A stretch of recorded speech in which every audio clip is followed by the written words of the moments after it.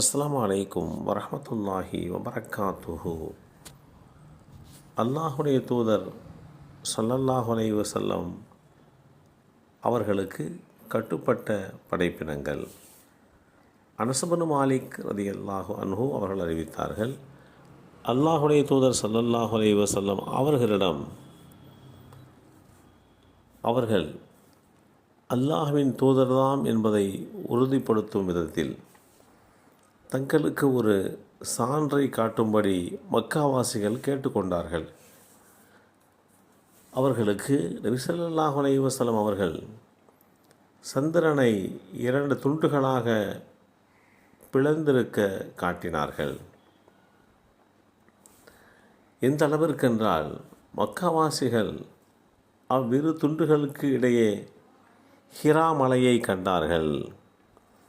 இந்த செய்தி ஸஹீஹுல் புகாரியிலே 3868 என்ற எண்ணிலே பதிவு செய்யப்பட்டிருக்கிறது.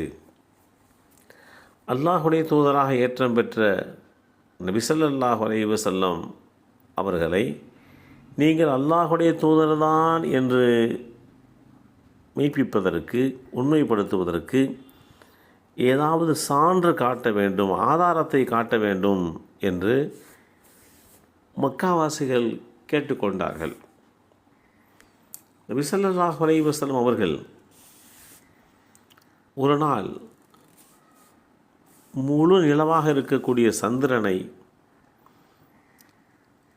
தன்னுடைய ஆட்காட்டி விரலால் சைகனை செய்து 2 பகுதிகளாக பிளந்து காட்டினார்கள்.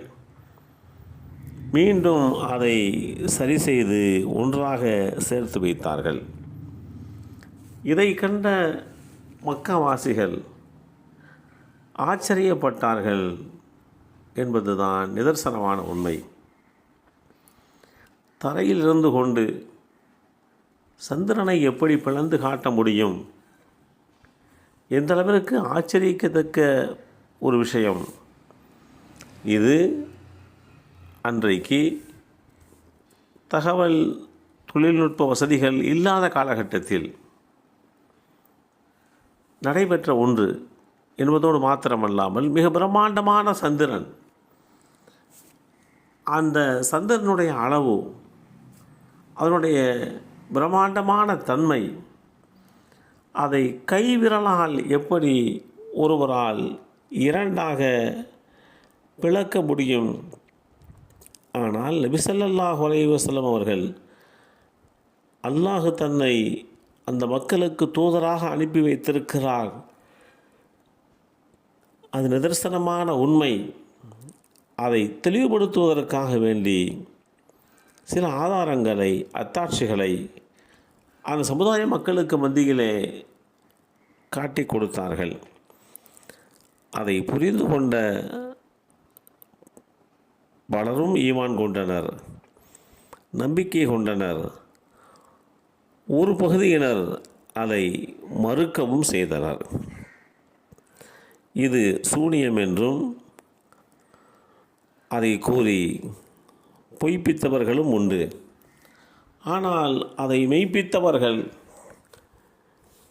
பலரும் இது உண்மையிலேயே அல்லாஹுடைய தூதர் என்பதற்கு உண்டான, அத்தாட்சிக்கு உண்டான சரியான ஆதாரம்தான் என்பதையும் விளங்கி கொண்டார்கள் என்பதுதான் நிதர்சனமான உண்மை. பொதுவாக படைப்பினங்களுக்கு அல்லாஹுடைய தூதரை பற்றி உண்டான அறிமுகம் நிச்சயமாக இருந்திருக்கிறது. எனவே படைப்பினங்கள் அது எந்த வகையை சார்ந்ததாக இருந்தாலும் சரி, அல்லாஹுடைய தூதர்தான் என்பதை அவர்கள் அறிகின்ற அளவுக்கு உண்டான ஆற்றலை அல்லாஹ் வழங்கியிருக்கிறார். அல்லாஹுடைய தூதர் ஸல்லல்லாஹு அலைஹி வஸல்லம் அவர்கள் கூறினார்கள், நான் மக்காவில் உள்ள கல் ஒன்றை அறிவேன். ஒரு கல், நான் அல்லாஹுடைய தூதராக நியமிக்கப்படுவதற்கு முன்பாகவே அந்த கல் எனக்கு முஹம்மது சலாம் சொல்லி வந்தது. நிச்சயமாக இப்போதும் இன்றைய நாளும் அந்த கல்லை நான் அறிவேன் என்று குறிப்பிட்ட இந்த செய்தி ஜாபிர் இப்னு சமுரா ரதியல்லாஹு அன்ஹு அவர்கள் மூலமாக அறிவிக்கப்பட்டு சஹீஹ் முஸ்லிமில் 4574 என்ற எண்ணிலே பதிவு செய்யப்பட்டிருக்கிறது.